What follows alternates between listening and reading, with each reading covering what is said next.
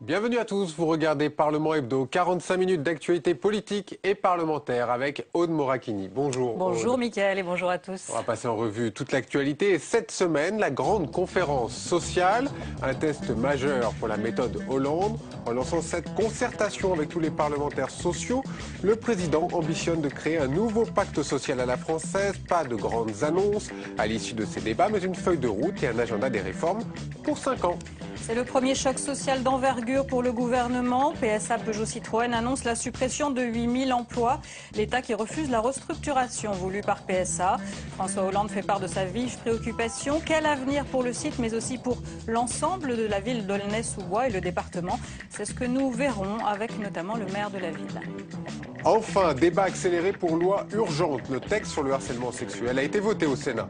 2 mois après l'annulation par le Conseil constitutionnel, les associations manifestaient devant le Sénat. Pour elles, la loi reste confuse. Et avec nous pour commenter cette actualité, Gérard Larcher. Bonjour, merci d'être avec nous sur ce plateau. Ancien président du Sénat, bien sûr, tout le monde le sait. Vous êtes redevenu, peut-on dire, simple sénateur depuis octobre dernier.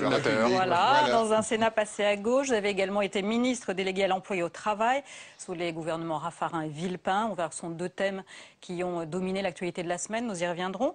Peut-être première question qui vous concerne, ça fait quoi de redevenir simple sénateur? Je garde le mot simple. D'abord, il y a un certain temps. D'autre part, je vis, moi, dans une tradition personnelle où un jour, on peut être évêque et le lendemain vicaire.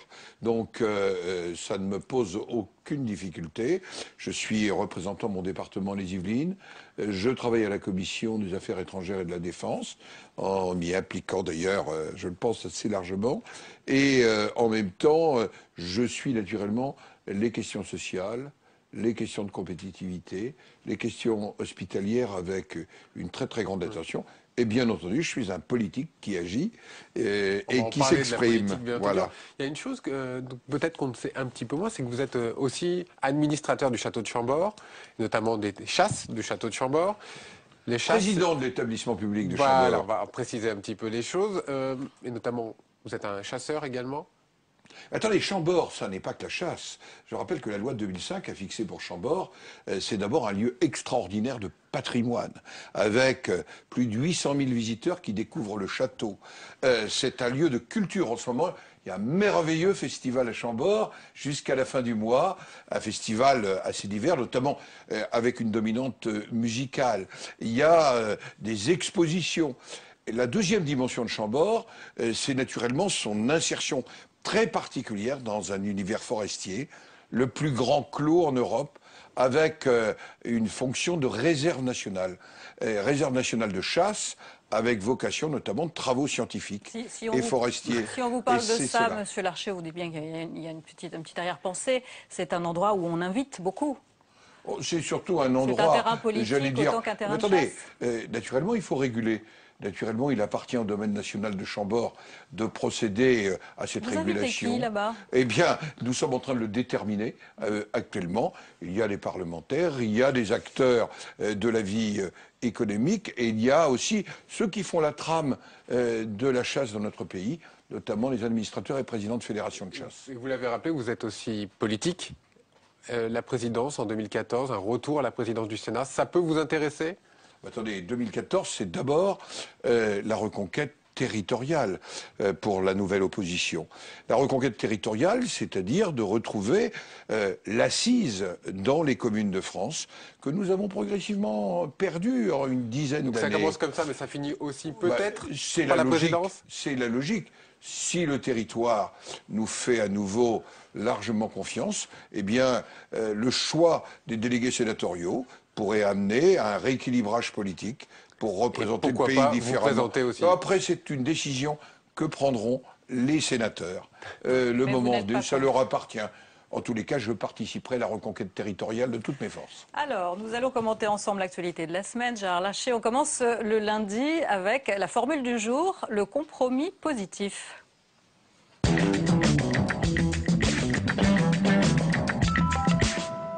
François Hollande a inauguré en ce lundi la grande conférence sociale réunissant ministres, patronat et syndicats de salariés. Il a insisté sur ce fameux mot de compromis positif, en quelque sorte un dialogue qui mènera à des mesures concrètes. En attendant, avenue d'Iéna à Paris, on discute. Jean-Baptiste Daoulas. Le dialogue social version François Hollande, c'est avant tout la recherche du compromis. Pour le nouveau président, c'est une petite révolution culturelle qui attend le pays. La démarche que je vous propose est nouvelle à bien des égards. La France, par ses traditions, par son histoire, par son organisation, par son mouvement social, n'a pas développé ce qu'on appelle une culture de la négociation. Sur la forme, après 5 ans d'une présidence Sarkozy marquée par sa méfiance vis-à-vis des partenaires sociaux, la méthode Hollande séduit aussi bien les syndicats que le patronat. Le président de la République nous propose d'inscrire, y compris dans la Constitution, la place du dialogue social, c'est-à-dire la place de la négociation. C'est une demande de la CFDT depuis des dizaines d'années. C'est pas une lune de miel, c'est plutôt, je trouve, la conscience partagée de la gravité de la situation. Sur le fond, François Hollande a défini les 3 grands défis de la France. Le redressement des comptes publics, la détérioration de la compétitivité et le chômage. Pour y arriver, les partenaires sociaux ont débattu tout l'après-midi autour de cette table ronde, chacune animée par un ministre. De quoi définir une feuille de route pour les prochains mois. Mais l'absence de mesures concrètes risque déjà de laisser le patronat et les syndicats sur leur faim. Il ne faut pas que sous couvert de négociations avec le patronat, on tergiverse sur des sujets d'urgence. En fin de journée, le bilan est plutôt positif, mais Force ouvrière n'a pas apprécié la table ronde sur le redressement productif. Passer l'essentiel du temps sur un sujet, jusque maintenant en tous les cas, sur un sujet qui est la stratégie industrielle, à parler de coût du travail et de structure des prélèvements obligatoires, je vois vraiment pas l'intérêt. On est en train de perdre son temps, selon moi, dans cette conférence. Comme quoi, avant de trouver un compromis sur des solutions, les partenaires sociaux devront déjà se mettre d'accord sur les thèmes des discussions. Et à l'issue des 2 journées de la conférence, le Premier ministre a annoncé un calendrier de négociations, notamment pour la réforme du SMIC, l'encadrement des licenciements économiques ou encore les modalités du contrat de génération. Gérard Larcher, votre regard d'ancien ministre du Travail sur ce retour en force de la concertation? C'est un retour en force, j'allais dire, c'est logique en début d'une législature et en début d'un mandat présidentiel. En fait, tout ça s'appuie sur une loi que je connais bien, qui est la loi de janvier 2007, que j'avais soutenue et présentée à la demande de Jacques Chirac et Dominique de Villepin, mais qui était la motivation de mon entrée au gouvernement en 2004. En effet, je pense qu'il faut donner à la négociation sociale toute sa part, à la condition bien sûr que cette négociation sociale se fasse entre partenaires représentatifs. Voilà pourquoi il faut lier cette négociation sociale à la mise en place de la représentativité, qu'elle soit des salariés ou qu'elle soit des représentants des entreprises. C'est donc un outil très utile qui donne à la démocratie sociale sa dimension, tout en préservant la primauté de la démocratie politique. Et c'est vrai qu'on a beaucoup entendu ce maître mot de concertation, mais il n'y avait pas eu beaucoup d'annonces, en tout cas pas beaucoup de concret. Alors beaucoup de concertation, pas d'annonces concrètes. Qu'est-ce que vous en pensez, vous? Ce que je pense surtout, à l'époque, quand vous négociez avec ces syndicats, notamment. C'est qu'au fond, derrière, j'allais dire, ce qui n'est pas un alibi et sans doute une volonté de concertation, au fond, est-ce qu'on s'est attaqué à la question de l'emploi? Et ça, c'est le sujet numéro 1 de préoccupation. Au sujet de la compétitivité, ça, c'est le vrai sujet tout à fait essentiel. Et puis, derrière cela, au fond, on voit arriver la CSG qui remplace la TVA, anti-délocalisation. J'allais dire tout ça pour ça. Méfions-nous de ne pas avoir suscité. La CSG, c'est la TVA sociale de la gauche, c'est ça que vous voulez dire? En tous les cas, la TVA anti-délocalisation, elle avait un avantage, c'est qu'elle taxait les produits d'importation.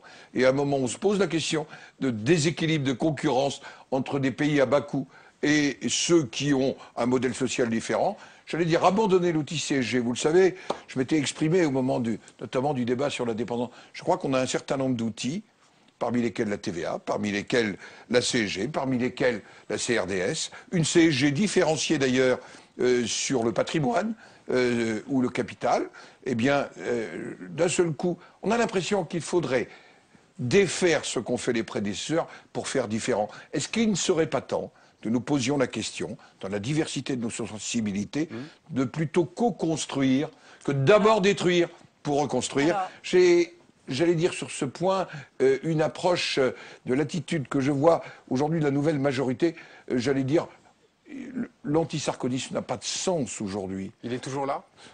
En tous les cas, je le vois, parce qu'un certain nombre de décisions utiles, quand j'entends sur le logement, par exemple, on va y revenir, nous n'aurions pas fait construire de logements. Le record de construction de logements sociaux en France depuis 30 ans, c'est sous Nicolas Sarkozy en 2010. Monsieur Larcher, rapidement, Nicolas Sarkozy, sur la fin de son quinquennat, s'en était pris vraiment directement aux syndicats, aux corps intermédiaires, mais surtout aux syndicats, en laissant entendre que c'était un frein, finalement, aux réformes nécessaires. Vous partagez cet avis, non, finalement, je m'étais exprimé à l'époque en disant que moi, je pense que les corps intermédiaires sont indispensables. Simplement, je suis de ceux qui aient plaidé pour la réforme de leur représentativité. Gérard Larcher, on en vient maintenant à votre parti, l'UMP, et à la lutte qui s'annonce pour la présidence. François Fillon, seul candidat officiel pour l'instant, entame un tour de France des fédérations UMP jusqu'au congrès du mois de novembre. Pour sa première sortie, il s'est rendu dans le Loiret face aux militants. L'occasion pour l'ancien Premier ministre de rappeler ses ambitions. On l'écoute. J'ai été pendant 5 ans Premier ministre et chef de la majorité. Mon rôle, c'était de prendre des décisions en liaison avec la majorité. Aujourd'hui, mon rôle, c'est d'aller écouter les militants pour construire avec eux un projet d'alternance. Gérard Larcher, vous avez fait votre choix. Votre choix, c'est la personne qu'on vient d'écouter, François Fillon. Pourquoi? Parce que c'est l'antithèse de Jean-François Copé? Non, pas du tout. Mon choix, c'est d'abord l'Union pour un mouvement populaire, qui est mon mouvement politique. Mais là, il s'agit d'un choix et d'homme. dans lequel j'ai pu m'exprimer avec beaucoup de liberté, y compris quand j'ai eu des désaccords sur des questions comme la laïcité, tout le monde le sait, le bouclier fiscal, voire des interrogations sur la réforme territoriale au cours du quinquennat qui vient à s'achever. Mais j'assume la totalité, j'allais dire, de ce qui a été fait au cours de ce quinquennat. François Fillon, parce qu'il me semble être celui qui peut rassembler dans notre diversité, celui qui porte un certain nombre de valeurs qui nous ont amenés à construire l'UMP en 2002, de liberté, de responsabilité, de solidarité. Et je dois dire qu'il m'apparaît être celui que les Françaises et les Français peuvent écouter. Car naturellement, c'est un choix d'adhérents et de militants, mais il ne peut pas être déconnecté du sentiment des Français. En même temps, je l'ai dit et je le redis, Jean-François Copé est un bon secrétaire général, et ce qui compte pour moi, ça me semble naturel qu'un grand mouvement politique, après notamment un double échec électoral, se pose des questions, s'interroge, et surtout, un débat, ça n'est pas un combat, c'est un débat, puis un choix. C'est finalement le fonctionnement démocratique d'un grand mouvement politique. Tout ça est sain et naturel. Ah, vous l'avez dit, ce sont vos valeurs. Il y a un débat actuellement à l'UMP, un débat très fort sur les valeurs de l'UMP. Est-ce que c'était vraiment le moment, ce débat, ou pas? Je crois que c'est une erreur? Non, je ne pense pas que ce soit une erreur. Moi, personnellement, je n'ai pas de doute sur les valeurs. Par contre... Visiblement, certains en ont. Oui, mais moi, je n'en ai pas. Sur les valeurs qui nous ont amenés à nous retrouver ensemble en 2002. C'est plutôt la traduction du projet que nous pouvons proposer le moment venu en alternance aux Français. Comment on répond, par exemple, au défi, j'allais dire, de l'échec que nous devons tous assumer du système éducatif. Parce que je regardais, quand j'ai fait mon rapport sur la formation professionnelle en avril, 120 000 jeunes sortaient du système scolaire, alors, sans qualification et sans formation. Aujourd'hui, ils sont 140 000. Entre-temps, on a terminé la réforme Abi, on a massifié le lycée. Entre-temps, on a embauché des dizaines de milliers d'enseignants en plus. Et il faut se poser la question. Je prends cet exemple-là parce qu'il est fondamental. Si on reste sur l'UMP quand même. Oui, attendez, un parti politique, ça porte un projet. Bien sûr. Ça porte des idées mais là, il s'agit pour changer les choses. Un débat entre personnes aussi. Mais c'est naturel, pas qu'entre personnes, entre sensibilités. Nous voyons bien que, par exemple, la place des centristes, qui est un élément pour le gaulliste social, qui est très très important pour moi, à l'intérieur de l'UMP, mérite une attention particulière. J'ai vu que les centristes qui n'étaient pas dans l'UMP, d'ailleurs, considéraient que François Fillon était en capacité de les rassembler. Il faut deux candidats seulement, vous pensez? Juste un match Fillon-Copé, ou il faut ouvrir à Je pense qu'il peut y avoir d'autres candidats? candidats. Il y a de vraies légitimités à l'intérieur de ce mouvement. Xavier Bertrand réfléchit à être candidat, Alain Juppé pourrait être candidat, d'autres pourraient l'être, mais je veux dire, c'est sain et naturel qu'un grand mouvement politique. Voilà pourquoi j'ai trouvé sain et naturel, souvenez-vous, en 2008, quand nous avons eu un choix à l'intérieur d'un groupe pour savoir qui serait candidat. Enfin, la démocratie à l'intérieur d'un mouvement politique ou d'un groupe politique, c'est naturel. Allez, on va passer au mardi. Mais qui est donc responsable de l'endettement de la France ?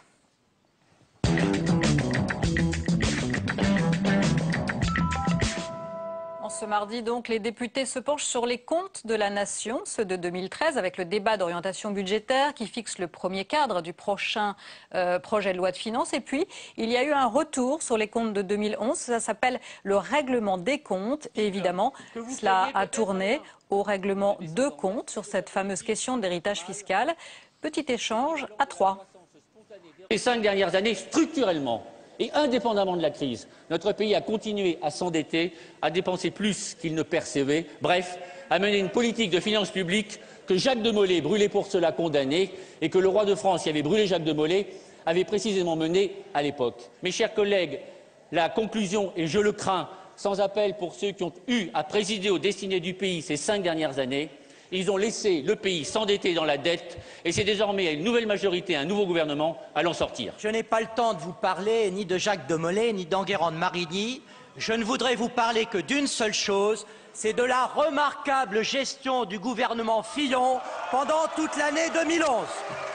En 60 ans d'histoire budgétaire, il n'était jamais arrivé dans notre pays que les dépenses de l'État diminuent d'un exercice par rapport au précédent.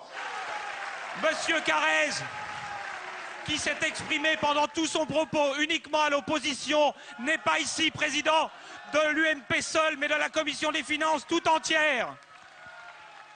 La fonction de monsieur Carrez est éminente, mais il y a plus important encore, c'est d'être à la hauteur de cette mission.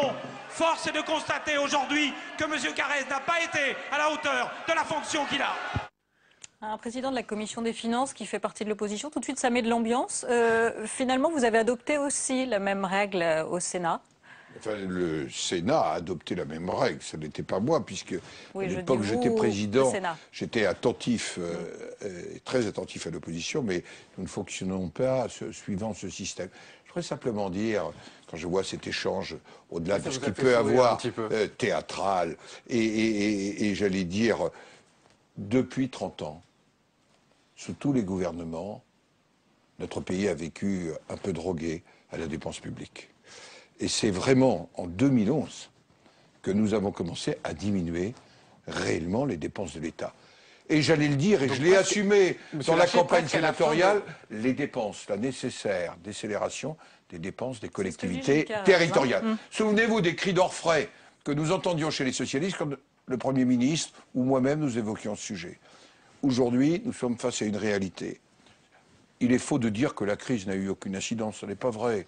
Le plan de relance a été nécessaire pour éviter l'envolée du chômage, pour soutenir l'activité. Aujourd'hui, la première des priorités, c'est de diminuer un certain nombre de dépenses publiques, de privilégier les dépenses susceptibles d'améliorer notre compétitivité, parce que la seule vérité, si nous voulons préserver un modèle social, c'est de créer des richesses.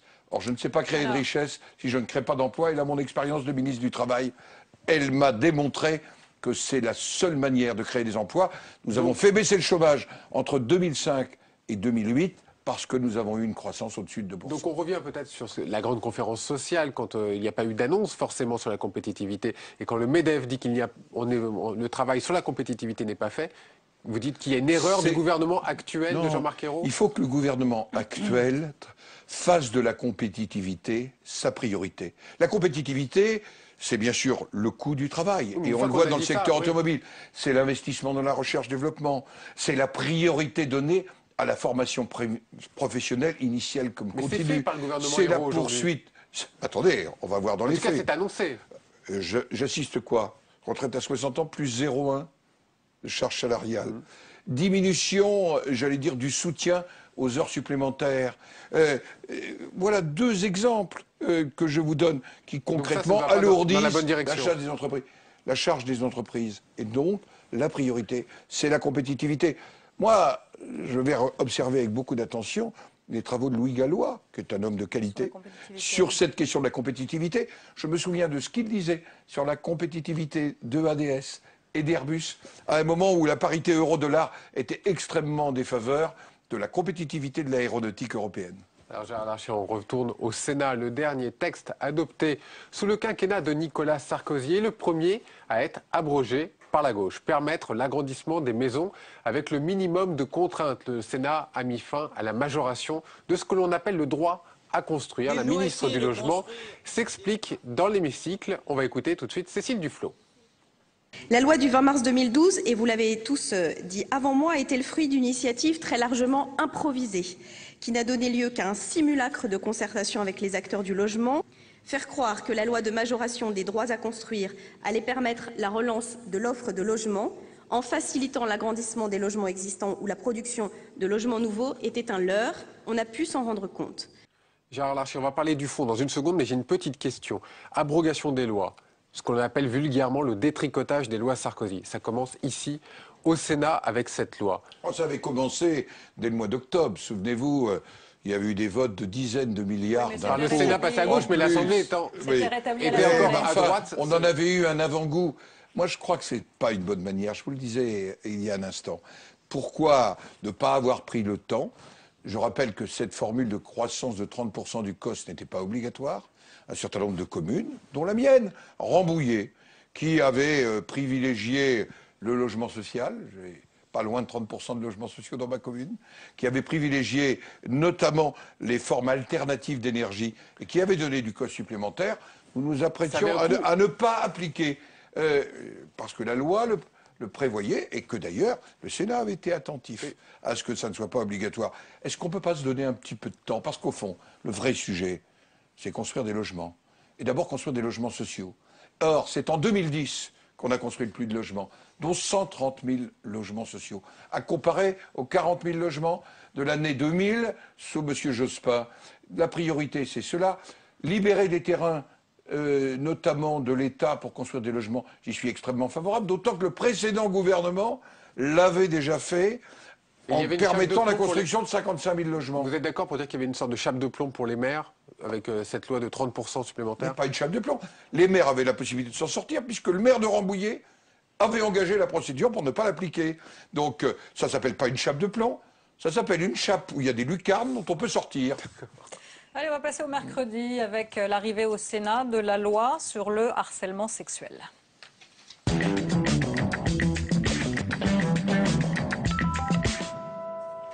Après le flou reproché à la précédente loi sur le harcèlement sexuel et invalidé par le Conseil constitutionnel, eh bien c'est la complexité du nouveau texte qui est critiquée. Le gouvernement a voulu aller vite, trop vite peut-être, en tout cas les sénateurs ont retravaillé le texte. Les sanctions sont aggravées, mais la définition du délit reste complexe. Toutes les explications avec Thomas Raguet.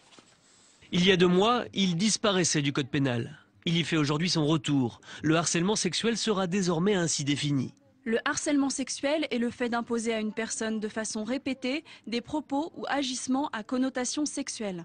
La réitération, Madame la sénatrice, c'est le propre même du harcèlement. Certains sénateurs, à l'image d'associations de défense de victimes, auraient préféré une définition simple, ne faisant pas référence au caractère répétitif des avances. Ils regrettent par ailleurs que l'on puisse désormais assimiler à du harcèlement sexuel des comportements uniques qui relèveraient davantage d'agression sexuelle. Sur ce point, la garde des Sceaux s'est voulue rassurante.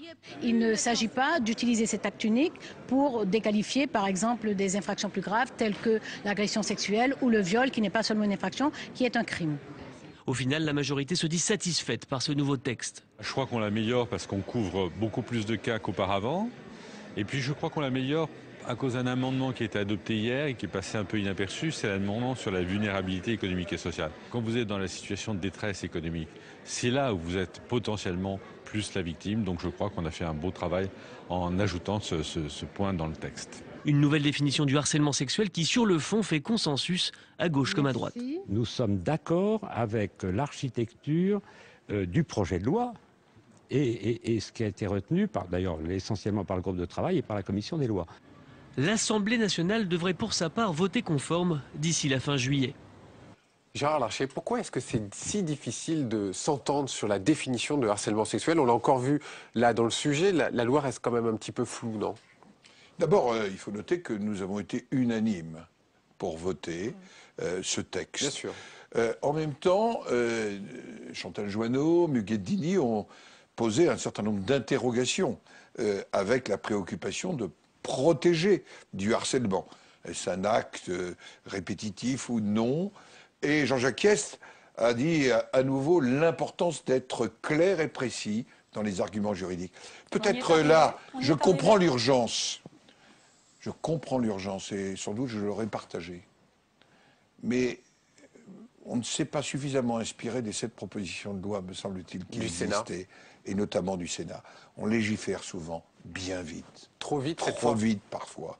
Et ce qui peut nous conduire dans des questions prioritaires de constitutionnalité demain, car je n'imagine pas que ce texte soit déféré, sauf initiative du président du Sénat ou du président de l'Assemblée nationale, qui pourrait demander au Conseil constitutionnel son avis pour en quelque sorte conforter le texte. Eh bien, nous courons un risque. Mais vous êtes d'accord pour dire qu'on est allé encore une fois un petit peu trop vite, qu'on Je pense qu'on a été, mais Jean-Jacques Hyest et Chantal Joanneau l'avaient dit dès le départ. Et surtout, on ne s'est pas suffisamment inspiré des travaux parlementaires. Toujours la tentation de l'exécutif, quel qu'il soit, quelle que soit sa couleur. Allez, j'arrive avec mon texte. Qu'est-ce qui ne vous convient pas exactement dans ce texte? Je pense que moi, je ne suis pas un spécialiste comme Jean-Jacques Hyest de ces dimensions. Jean-Jacques Hyest a été notre président de la commission des lois, mais je crois que des notions de précision, j'allais dire, pour tout simplement protéger ceux qui peuvent être les victimes du harcèlement. Sur la qualification, toujours. On tourne toujours autour du même problème sur ce. C'est la qualification qui est le problème.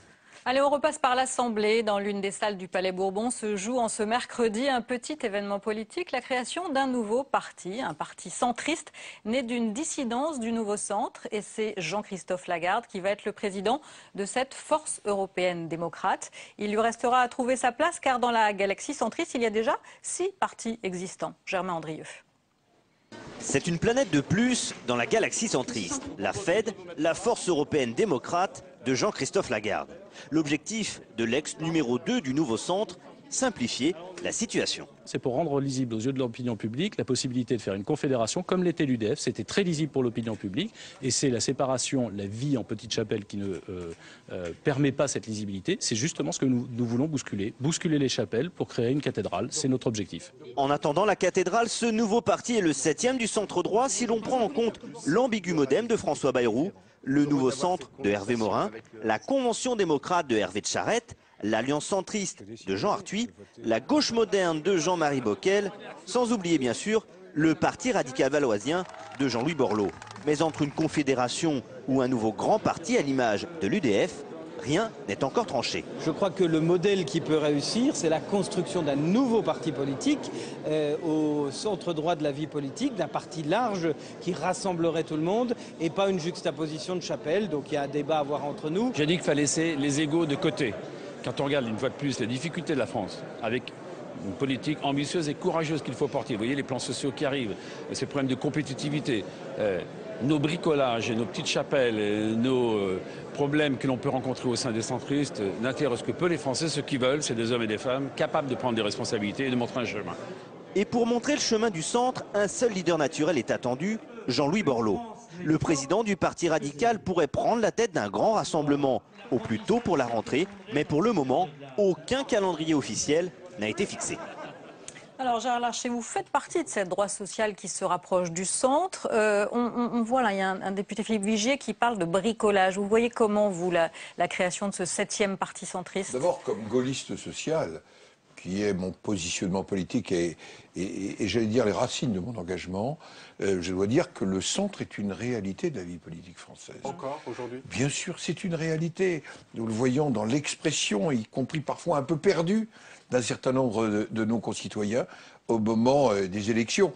J'ai vu l'apport, par exemple, centriste, y compris dans l'élection dans ma circonscription, c'est une des rares, qui a été reprise à la gauche et aux écologistes, celle de Rambouillet, où finalement au 2e tour, Jean-Frédéric Poisson rassemble largement, y compris les voix qui s'étaient exprimées là, vous parlez de au centre au rassemblement. premier Là tour. c'est plutôt de l'éclatement que du rassemblement, ce qu'on a vu quand même. existe dans ce pays. Il existe à l'intérieur de l'UMP aussi. Et je pense qu'il appartient à nos amis centristes de s'organiser, de se fédérer. Tout le monde sait l'amitié que j'ai avec Jean-Louis Borloo. Tout le monde sait aussi l'amitié que j'ai avec Jean Arthuis ou François Zocchetto ici. Je crois qu'il peut se construire à côté d'une UMP largement rassembleuse, un centre. Et ensemble, nous préparons l'alternance politique. Mais visiblement, on n'en prend pas vraiment le chemin. Et ce centre-là, il a l'air d'être plutôt indépendant. Le biologiste que je suis sait qu'avant toute synthèse, il y a toujours un mouvement vibrionnaire qui permet ensuite la construction. Je crois que c'est l'intérêt de l'opposition à ce que le centre puisse s'organiser. Je l'ai dit à un de vos confrères il y a peu de temps. Je considère et je souhaite aussi que le centre soit présent à l'intérieur de l'UMP. Gérard Larcher, quand même, une petite question, n'allez pas voir mon côté taquin là-dessus, mais entre Jean-François Copé et François Fillon, lequel des deux est le plus à même de parler aux centristes? Je pense que c'est François Fillon. Là aussi. C'est mon sentiment, et ça n'est nullement, je veux dire, une mise en doute des qualités de Jean-François Copé, mais parce que je pense que cette capacité à rassembler, elle existe chez François Fillon. En tous les cas, moi, je participerai au débat à l'intérieur de l'UMP. Et je participerai au débat dans l'ensemble de l'opposition, parce que pour moi, j'allais dire, les limites partisanes ne sont pas une frontière. Et si Jean-François Copé était élu président du parti, pensez-vous que certains UMP auraient une sorte de tentation centriste? J'ai lu dans la bouche ou sur la plume de Maurice Leroy que ce paraît-il le cas, je n'en sais rien. Je souhaite en tous les cas que les centristes, quel que soit le choix, restent à l'intérieur de l'UMP, car ils sont une des richesses de l'UMP, tout comme les radicaux, comme les gaullistes, comme les libéraux. On va passer au jeudi. L'actualité, eh bien, elle est marquée par l'annonce des suppressions d'emplois dans l'entreprise automobile Peugeot-Citroën.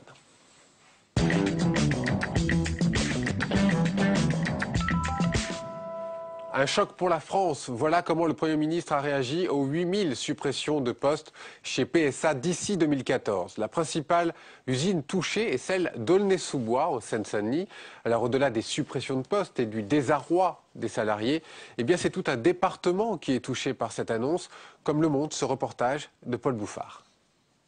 Le coup de massue dépasse largement les grilles de l'usine. Kader travaille pour Emma France, un sous-traitant du site d'Aulnay. Avec ses collègues, ils sont les premiers fournisseurs de Peugeot Citroën. Ils fabriquent les ossatures en tôle des voitures. Aujourd'hui, l'inquiétude est générale. Ils ont une famille, ils ont des crédits, ils ont acheté des maisons, ils habitent dans le secteur. Donc il y en a qui se sont engagés pour acheter des appartements, donc ils sont vraiment pris à la gorge. Si on n'a pas de garantie, on a des doutes et la crainte des salariés, c'est que si demain ils ferment, nous aussi on peut fermer. L'onde de choc frappe toute la région. 3000 salariés sont licenciés, des clients qui ne viendront plus chez Jean-Louis, boucher depuis 46 ans. La fermeture va fragiliser l'économie locale. Ça peut entraîner la mort des petits commerces, hein. C'est certains petits commerces, c'est sûr. Le café à la sortie de la gare, ça fait quand même beaucoup de personnes qui iront pas boire leur café le matin. Vous avez un ramassage d'autobus, c'est pareil. Ces personnes-là, c'est fini, hein, le service il ne travaillera plus. 400 familles de la commune sont concernées par l'annonce du groupe. Selon le maire, ici les services sociaux sont déjà saturés. Et PSA sur le départ, c'est aussi un manque à gagner important pour les finances de la ville. Le départ de PSA pour Aulnay, c'est 4 millions d'euros en moins au budget annuellement. 4 millions d'euros, c'est 2 crèches en investissement et c'est le fonctionnement pour un an de très gros services comme le service de l'éducation et le service de la prévention sécurité. Devant l'usine, beaucoup de questions restent pour l'instant sans réponse. Combien de salariés seront reclassés? Combien devront finalement quitter la région? Gérard Larcher, on va parler dans quelques secondes de ce plan social, des raisons, de la compétitivité. Mais d'abord, on l'a bien vu dans ce reportage, l'impact que ça peut avoir, eh bien, au-delà de la simple usine, mais sur le département, sur la ville. Vous savez, pour l'avoir vécu comme ministre du Travail, c'est un choc d'abord pour les salariés et leurs familles. Un choc pour les salariés des sous-traitants et les entreprises sous-traitantes, parce que derrière 8000 emplois, il y en a bien d'autres en chaîne. Et on le voit, notamment là, pour les commerçants de ces villes. Oui, mais vous allez l'avoir dans les entreprises sous-traitantes, et on l'entendait, et qui vont bien au-delà de la Seine-Saint-Denis. Et vous l'avez tout simplement dans la vie locale, parce que vous avez là l'un des supports de la vie locale, qui est l'activité économique. Et ce moment de choc, je me souviens, moi, de ces grands moments dans les Ardennes, quand j'étais ministre, est toujours un moment humain particulièrement douloureux. Et qui doit nous amener d'ailleurs à ne pas avoir des mots définitifs ou à utiliser cette douleur à des fins qui seraient détournées.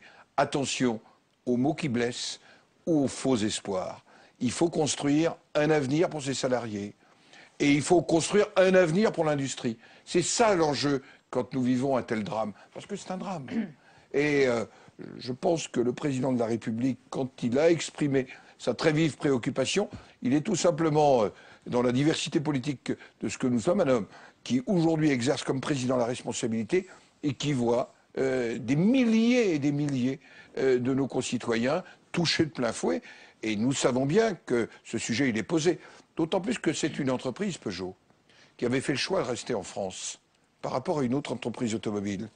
Plus de 45% de la production de Peugeot est encore dans l'Hexagone.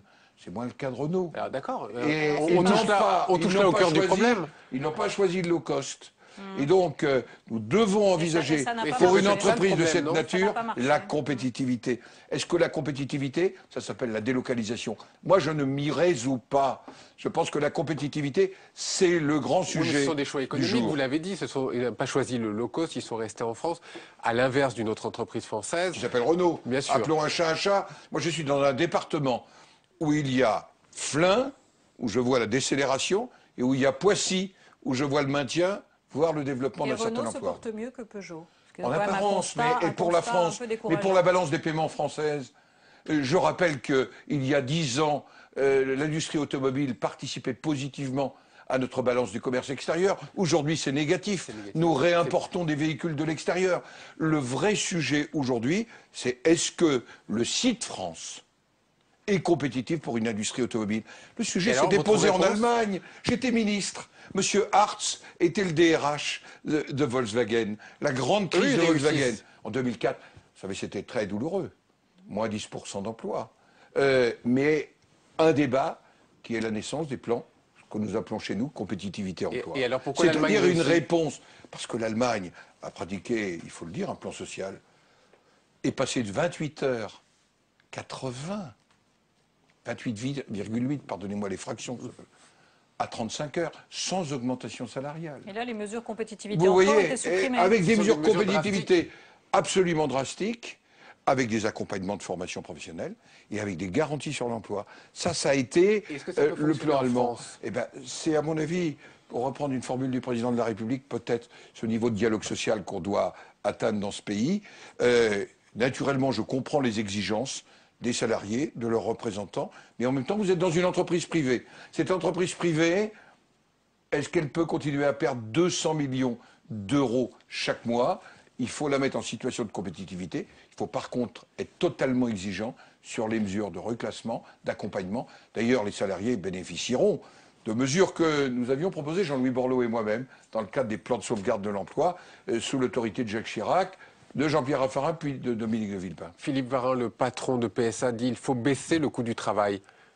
Il implore presque l'État de baisser le coût du travail. Qu'est-ce qu'on peut faire aujourd'hui pour... Est-ce qu'il faut lui répondre oui ou non? Il faut lui répondre que le coût du travail, naturellement, est un des facteurs de la compétitivité. Mais n'est pas le seul.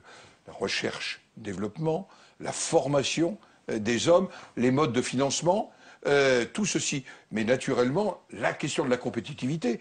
Quand vous voyez qu'un véhicule à produire chez nous, avec un produit, avec un pays à plus bas coût, c'est 700 € de différence pour un petit véhicule, vous voyez bien que nous avons un défi de compétitivité qui ne doit pas être uniquement l'objet d'affrontements politiques, mais c'est ça la clé demain de l'emploi. La clé de l'emploi, c'est la compétitivité de la Maison France dans le domaine industriel, et la compétitivité, ça passe aussi par une maîtrise du coût du travail. Allez, en ce week-end de 14 juillet, on va terminer avec un rapport du Sénat sur l'état de l'armée française, rapport rendu cette semaine et qui fait le point sur la réforme engagée en 2009. La conclusion du rapport, une impression de désorganisation généralisée. Fabrice Cunet. Il a fallu près de 3 ans au gouvernement Fillon pour mettre en place son vaste plan de modernisation de la défense. Janvier 2011, les 3 corps d'armée mutualisent leurs moyens de soutien dans 60 bases. À la clé, une économie estimée aujourd'hui à 6 milliards d'euros, la suppression de 10 000 postes et la satisfaction du ministre de la Défense de l'époque, quelques mois plus tard. J'ai effectué une réforme du ministère qui est une des réformes les plus accomplies et les plus achevées qui soit. La réalité du terrain serait bien différente. Dans les villes d'abord, qui ont vu partir leur régiment, le traumatisme est toujours présent. Les compensations promises, toujours attendues. À l'exemple de Metz. Par exemple, sur les 1500 emplois administratifs de compensation, il y en a moins de 200 qui ont été réellement créés. Donc c'est dramatique. Grogne aussi et surtout chez les militaires qui dénoncent de graves dysfonctionnements. Ce double constat est partagé par les sénateurs de la Commission de la Défense dans un rapport rendu public aujourd'hui. Il y a un certain nombre de choses qui doivent être améliorées, comme je vous l'ai dit, mais les bases de défense ne souffrent véritablement en ce moment que d'une chose, c'est les crédits qui leur manquent. Dans ces conditions, ce n'est pas la réforme qui serait à revoir, mais les moyens de sa bonne application. Et les sénateurs lancent un avertissement au gouvernement. Il ne faut plus toucher, sous peine de le détruire, à l'outil de défense. Donc pour moi, c'est une priorité et je crois que le budget de la défense ne peut en aucun cas servir de variable d'ajustement. De droite comme de gauche, ces sénateurs demandent au moins un statu quo budgétaire et que les engagements pris soient tenus. Rien que pour 2012, il manquerait déjà 130 millions d'euros dans les caisses. Alors, et puis cette même semaine, il y a eu un rapport de la Cour des comptes qui a aussi adressé un bilan négatif de l'état de l'armée, mais là en soulignant plus l'importance des coûts salariaux alors que les effectifs sont en baisse. Finalement, on se retrouve dans une espèce d'analyse un peu, non pas contradictoire, mais où on a à la fois l'armée qui manque cruellement d'argent, mais aussi qui, dans certains domaines, dépense trop. Est-ce que tout ça est mal organisé encore? En tous les cas, l'armée, pardonnez-moi, cette période de fête nationale, puisque nous vivons tout un week-end de fête nationale, d'abord elle est engagée. Elle est engagée et elle effectue au nom de la France, j'allais dire un engagement courageux. Pensons à nos hommes et aux femmes en Afghanistan. Pensons à ceux qui ont permis en Côte d'Ivoire de retrouver une situation équilibrée. Le problème est de savoir, est-ce que nous avons les moyens et la capacité d'avoir une armée au service de la politique étrangère de la France. Mal organisée. La transformation, jamais un corps social ne se transformait aussi vite et aussi fortement que les militaires. Quand on est passé de la conscription à la professionnalisation. Aujourd'hui, organisation des bases de défense. Nous savons à la fois dans le rapport, parce qu'il faut aller un peu plus loin, et regardez le rapport. Positif, les bases de défense. Simplement, des problèmes d'ajustement de taille de bases de défense. On sait qu'une bonne base de défense, c'est 5000 hommes. En même temps, il y a des questions d'aménagement du territoire. On l'a vu dans les propos d'un de nos collègues. Et donc, les ajustements. Ce que nous partageons, j'allais dire surtout les bancs de la commission, puisque j'appartiens à cette commission, c'est une volonté à ce que les crédits de la défense ne servent pas de variable d'ajustement au budget. Et je partage ce que dit le président Carrère. Nous préparons et vont bientôt être publiés d'autres rapports, notamment sur la question de la dissuasion nucléaire. Nous l'avons voté à l'unanimité, le maintien de la dissuasion nucléaire, à l'exception d'une abstention. Et nous partageons aussi le rôle stratégique d'un certain nombre d'industries de défense qui bénéficient d'ailleurs tout simplement à l'industrie, industrie aéronautique, industrie électronique. Et cette réalité-là, quand on parle de réindustrialisation du pays, attention, l'industrie de défense, j'allais dire malheureusement moins qu'aux États-Unis, est un outil d'industrialisation. Et en même temps, c'est d'abord un outil au service d'une politique. Merci beaucoup Gérard. Merci de m'avoir invité. Et donc nous nous retrouvons, nous, la semaine prochaine, même lieu, même heure, pour une nouvelle émission. Au revoir Mickaël. Au revoir.